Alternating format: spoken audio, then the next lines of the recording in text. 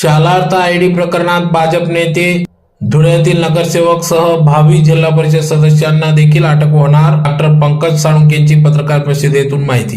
कथित बनावट शालार्थ आयडी प्रकरणात 15 अटकपूर्व जामीन अर्जावर सुनावणी झाली असून पुढील सुनावणी 28 जुलै 2026 रोजी होणार असल्याचे डॉक्टर पंकज साळुंखे यांनी पत्रकार परिषदेतून सांगितले. तर येत्या काही दिवसात देखील या ठिकाणी या कथित बनावट शालार्थ आयडी प्रकरणाशी संबंधित असलेले भाजपचे नेते, नगरसेवक सह जिल्हा परिषद भावी सदस्य यांना देखील अटक होणार असल्याचं या ठिकाणी डॉक्टर पंकज साळुंखे यांनी पत्रकार परिषदेतून सांगितले. तर असे अनेक मोठे मासे या प्रकरणात अडकले असून लवकरच याचा पर्दाफाश होणार असल्याचे देखील त्यांनी आपली प्रतिक्रिया व्यक्त केली. आज आपण इथे सगळेजण जे जमलेलो आहोत, तर बनावट शालार्थ आयडी प्रकरण जे आहे की आपलं जे आपण गेल्या 3 वर्षापासून आपलं चालू आहे त्यावर कारवाई आता होत आहेत.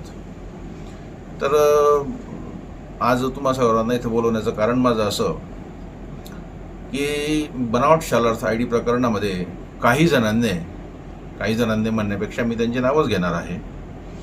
तर 15 लोकांनी अटकपूर्व जामीन अर्ज दाखल केलेला होता नाशिक सत्र न्यायालय, नाशिक रोड येथे. आणि त्या नाशिक सत्र न्यायालयाची काल सुनावणी झाली. त्या सुनावणीमध्ये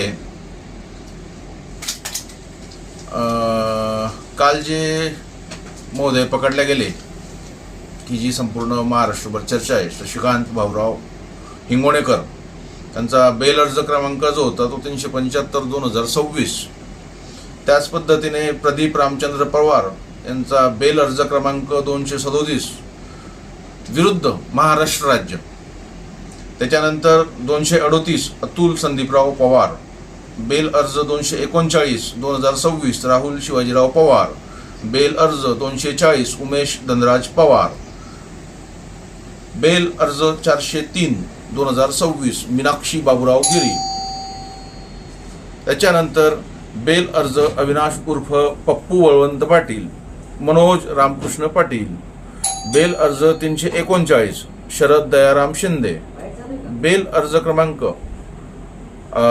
347 भाऊसाहेब भिकानराव चव्हाण, बेल अर्ज क्रमांक 375 मगाशीच मी बोललो शशिकांत भाऊराव हिंगोणेकर, बेल अर्ज क्रमांक 376 किरण जयप्रकाश पवार, बेल अर्ज 377/2026 प्रवीण वसंत अहिरे. त्यानंतर बेल अर्ज क्रमांक 384/2026 भास्कर जगन्नाथ पाटील, बेल अर्ज क्रमांक 385 देविदास पंडित महाजन, तत्कालीन शिक्षणाधिकारी जळगाव. आता या सर्वांनी अँटिसिपेटरीसाठी अर्ज दाखल केलेला होता. काल मला लिटरली ही न्यूज सकाळी 11:15 वाजता ज्यावेळेस यांच्या सर्टिफाईड नकला सगळ्या मी काढल्या त्यावेळेस मला हे सगळं मिळालं आणि तात्काळ लगेच निर्णय घेतला की 3 वाजता यांचं प्रकरण बाहेर निघणार आहे, 3 वाजता मॅटर आहे, बोर्डावरती येणार आहे आणि याला अपोज केला पाहिजे.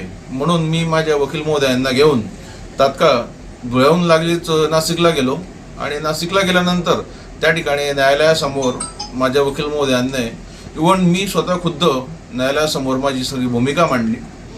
न्यायालयाने ती सगळी भूमिका माझी ऐकल्यानंतर माझ्याकडे जे काही सगळे पुरावे होते, न्यायालयाने सांगितलं की हे सगळे पुरावे तुम्ही तपास अधिकारी जे आहेत त्यांना द्या.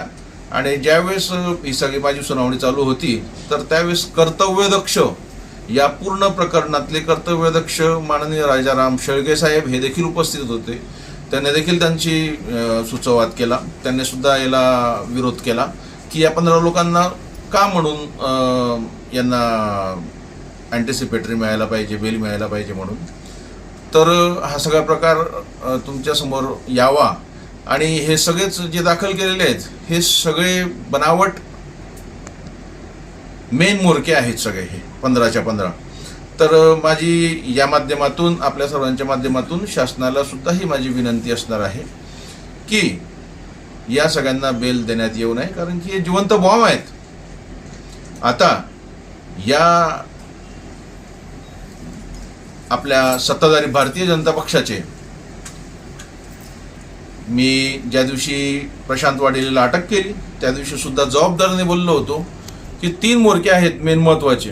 त्यात मी आज नाव धरून सांगतो, भारतीय जनता पक्षाचे सत्ताधारी पक्षातले 3 जण आहेत.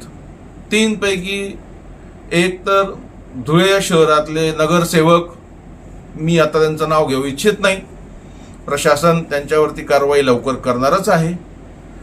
दुसरं व्यक्तिमत्व जे आहे तर भारतीय जनता पक्षाचंच ते आज जिल्हा परिषदेची तयारी करत आहेत.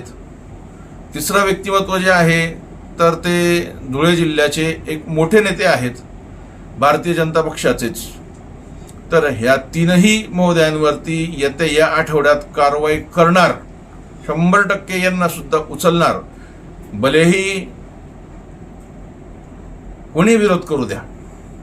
परंतु नाशिक आर्थिक गुन्हे शाखेच्या बाबतीमध्ये जितकं कौतुक करावं खास करून रामदास शेळके साहेबांचं, तितकं कमी आहे.